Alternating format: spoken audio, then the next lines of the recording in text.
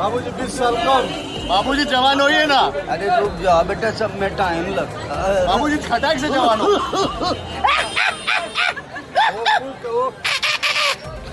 Majority जो कि कश्मीर के मुसलमान हैं उन पर बहुत अत्याचार किए जाते थे और पंडित की मोनोपोली के कारण ही अमीर पंडित और गरीब मुसलमानों के बीच में खाई बढ़ती चली गई।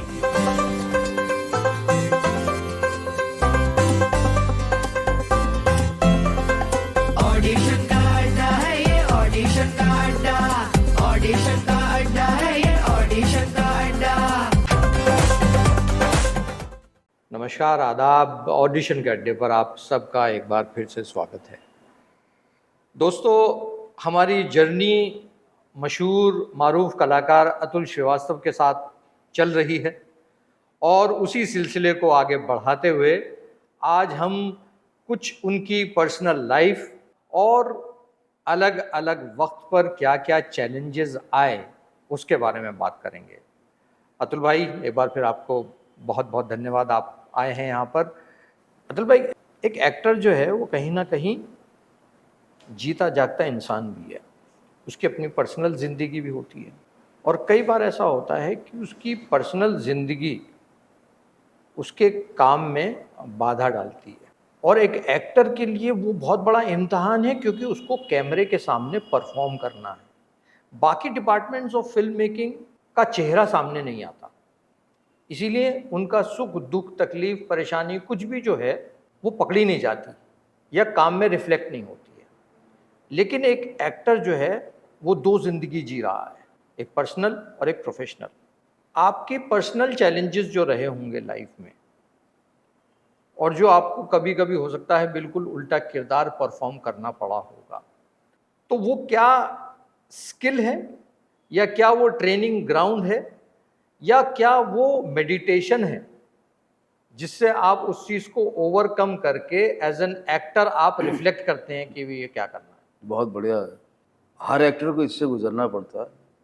ज़्यादा क्वांटिटी की बात है, जिसने बहुत काम किया है उनके साथ तो ये आया ही होगा। मैंने बहुत काम किया है सीरियल में और चैलेंजिंग सीरियल बहुत ज़्यादा है। जी जी। हाँ, रॉबर्ट डिनेरो न कर पाएंगे, नहीं कर पाएंगे। हाँ, यही अंधेरी जाके चाकू ले आएंगे, काट लूँ क्या। अपने को बंद करके तैयारी है, मतलब मजाक कर रहा हूँ। हाँ नहीं, बस सच्चाई है ना।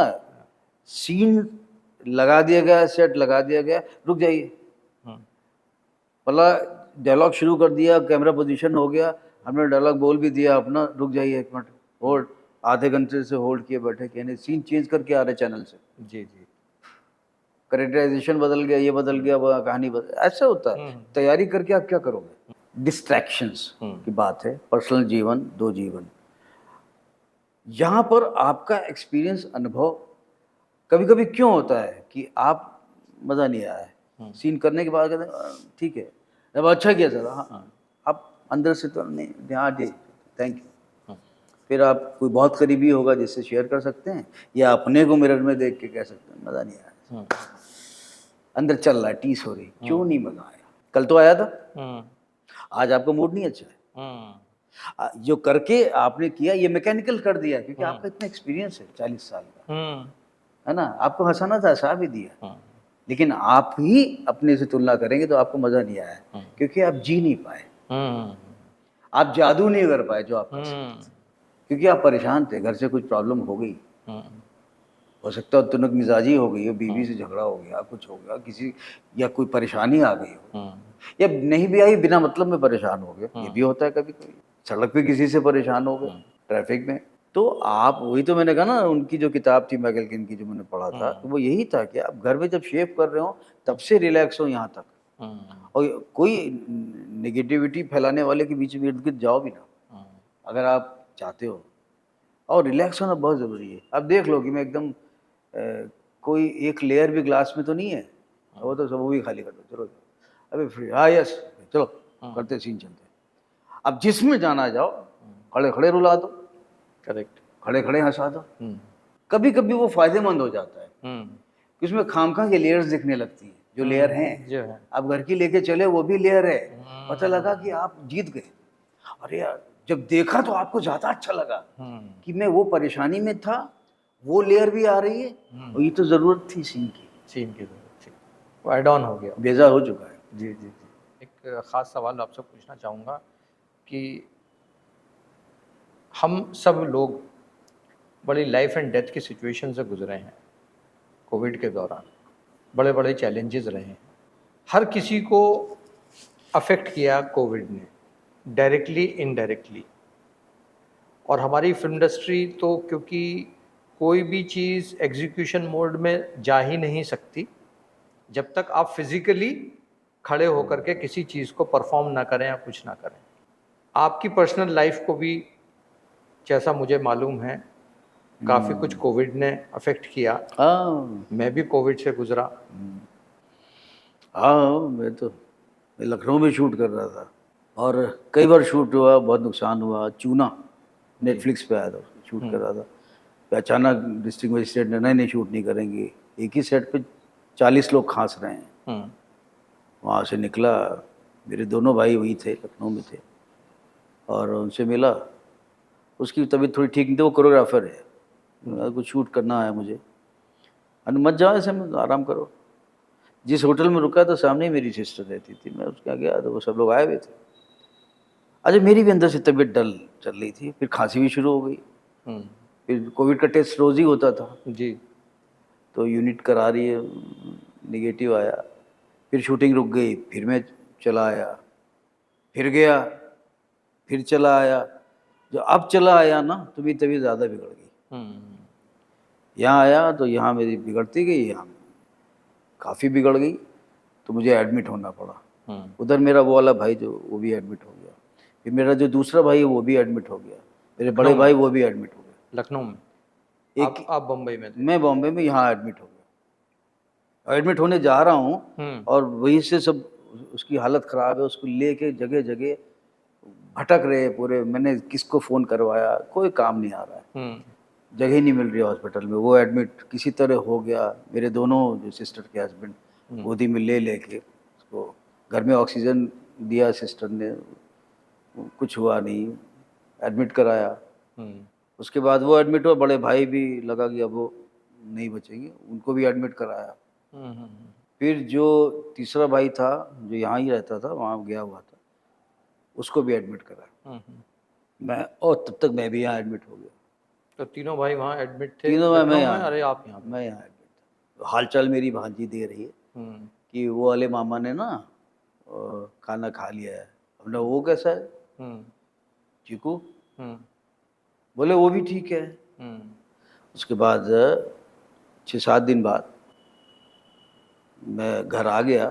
थोड़े दिन तो अकेले रहने को बोलते हैं ना।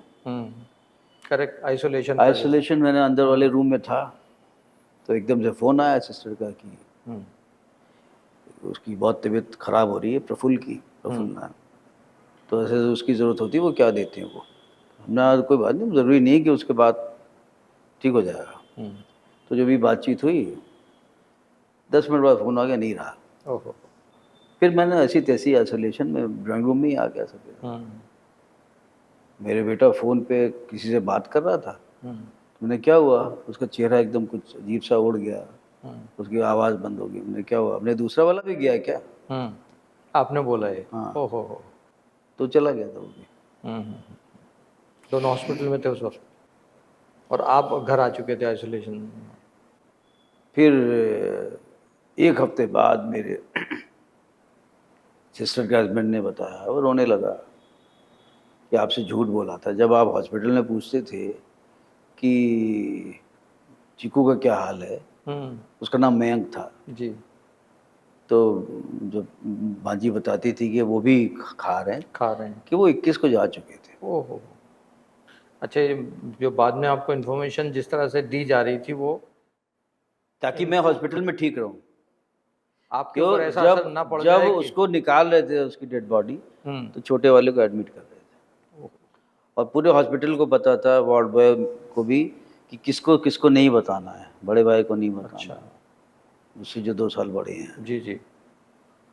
तो एक जा चुके, उनको नहीं पता, और दूसरे को भी नहीं पता।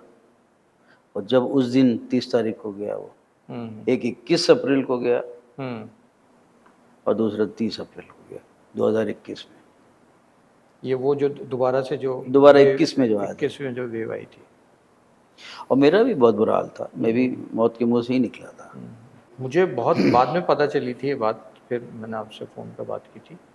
और ये बड़ा अजीब हुआ कि मतलब फैमिली वालों के ऊपर भी क्या गुजरी होगी, मैं समझ सकता हूँ कि छुपाएं कैसे और बताएं कैसे, क्योंकि आप खुद एक ऐसी क्रिटिकल स्टेज में थे, अस्पताल में थे कि कहीं उसके रिएक्शंस या रिपरकशंस दूसरे ना हो जाए, मतलब प्रॉब्लम है भी नहीं और मेरे तो बहुत बुरा हाल था। और उस ज़माने में ये हार्ट मुझे अटैक ये वो बहुत चल रहे थे। ये मतलब पहली बार महसूस हुआ कि ये क्या चीज़ है। तो लोग बोलते हैं क्या ऐसा हो गया वैसा हो गया। तो फिजियोथेरेपिस्ट आती थी तो वो कहती थी हाथ ऊपर करिए, हाथ ही ऊपर नहीं हो रहा। नहीं, ये क्या हो रहा है, मतलब मैं सही सलामत आदमी, क्या अंदर ऑर्गन्स फेल होते जा रहे हैं, मेरा हाथ ही ऊपर नहीं। ये कोविड ये था। तो इंजेक्शन जितने भी लगने थे लगते थे। फाइनली डे में तो ये समझोगे उन दोनों से कहा होगा कोई दो आ जाओ ऊपर जी। तो उन्होंने कहा होगा हमको ले लो, चले गए। नहीं, बहुत ही अजीब दौर था, जिसे उर्दू में नफ्सा नफ्सी का आलम कहते हैं ना, कि आदमी अपनी ज़िंदगी को बचाने के लिए हर इलाज मानने को तैयार था, जो बता दे वो इलाज कर रहा था, और जिस दवाई से आराम हो जाए उसकी कोई भी कीमत देने को तैयार था। जिंदगी अस्त व्यस्त, परिवार टूट गया। जो एक कजिन मेरा गया वो तो उसने फैक्ट्री तुरंत खोली थी और जितना भी लोन शोन लिया था घर बर्बाद हो गया। नहीं अतुल भाई, हम दुआ करते कोविड हैं में तो तरह तरह, तो क्या कोई खाना बना रहा है, कोई बिजी रख रहा है। पहले वाले में तो लोगों ने ये किया। तो मेरा यही कहना था, बुझा आप क्या कर रहे हैं। हमने मैं ये करो कि ढूंढो कि तुम्हारे रिश्तेदारों में सबसे गरीब कौन है, उसकी मदद करो। जी, आप एक बहुत ही इमोशनल सेटबैक से गुजरे हैं, और वो सेटबैक जो है आपकी ज़िंदगी का हिस्सा है, और एक कलाकार के लिए वो एक इतनी बड़ी चीज़ लेके आप जी रहे हैं कि जब भी आपको एक पर्टिकुलर इमोशन जीने की ज़रूरत पड़ती है या पड़ेगी, तो आपको उसको इमेजिन करना या उसको सोचना कोई काल्पनिक नहीं होगा। क्यों? क्योंकि वो आपके ऊपर गुजरा है। और किसी एक्टर के लिए इट इज़ जस्ट लाइक, जैसे हम कहते हैं, getting enriched by one more emotion. ये आपकी जिंदादिली है। और एक एक्टर के लिए बहुत बड़ा चैलेंज भी होता है कि जब वो किसी बहुत ही तकलीफ़ परेशानी के दौर से गुजरता है, लेकिन लाइफ कभी उससे कुछ ऐसा करवाने के लिए बोलती है कि जहाँ उसको शायद लोगों को फिर से हंसाना पड़े, अपनी उस तकलीफ़ और परेशानी को भूल करके। क्यों? क्योंकि ज़िंदगी तो चलती रहेगी, लोग आएंगे और जाएंगे, और एक कलाकार, इसीलिए उसको एक उतना बड़ा ओहदा दिया जाता है कि वो अपनी गम, तकलीफ़, परेशानी को छोड़कर, भूल कर, वो उस स्क्रिप्ट के ऐसे कैरेक्टर में बहता है। वो ट्रांसपेरेंट पानी की तरह है कि फिर से वो उस पानी में एक और रंग डालता है और उसी का आकार ले लेता है जो वो कैरेक्टर है।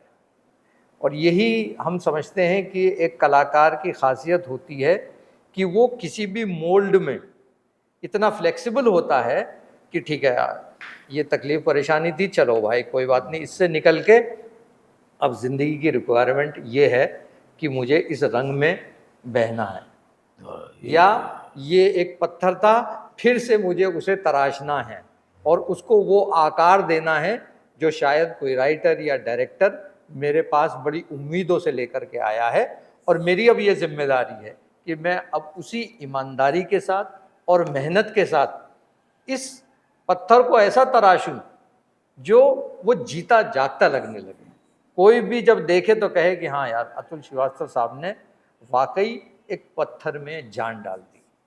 और हमारी खुशकिस्मती है अतुल भाई की थैंक यू आपसे इतना हमारी कुछ भी, हमने बस आप शेयर लोग किया। दुआ करिए कि वो हमें ऐसे मौके मिलते रहें जी इंशाल्लाह, ज़रूर। पत्थर तराशने का, पत्थर में जान डालने का जी मौका मिले, क्योंकि सबके लिए, जिसने शुरू किया उसके लिए, जो आज हम, वैसे तो कभी किसी की इच्छाएं पूरी होती नहीं है कि एकदम आज पूरी एकदम पूरी हो गई, अब कुछ नहीं चाहिए, वो ऐसा तो तो खत्म नहीं है ना, फिर जिंदगी खत्म का हुआ, मायने जिंदगी- खत्म हो जाते हैं। लेकिन ये है कि एक्टर हैं तो एक्टर की तो भूख बरकरार जी। होनी चाहिए कि वो वाकई में अभी काम तो कहाँ किया अभी, जी जी।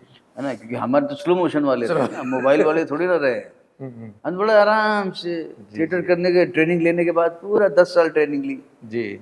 10 साल मैंने अपने आप को इम्प्लीमेंट किया उस कोर्स को, जो 2 साल में किया था, हम्म, प्यार से आराम से। हमें नहीं हीरो बनना था, मेरी एज निकल गई ना, ये तो जब मुंबई आया उसके बाद ना आराम से फिर से आराम से जी। फिर से काम छोड़ा, अभी भी काम छोड़ के आया हूँ, हम्म। मतलब छोड़ी चाहिए रहता हूँ मैं। हाँ, सिलेक्टिव काम करना, अच्छा Selective काम है। करना। हाँ, और ये भी दुआ करो कि सबकी एज बढ़ती मेरी घटे।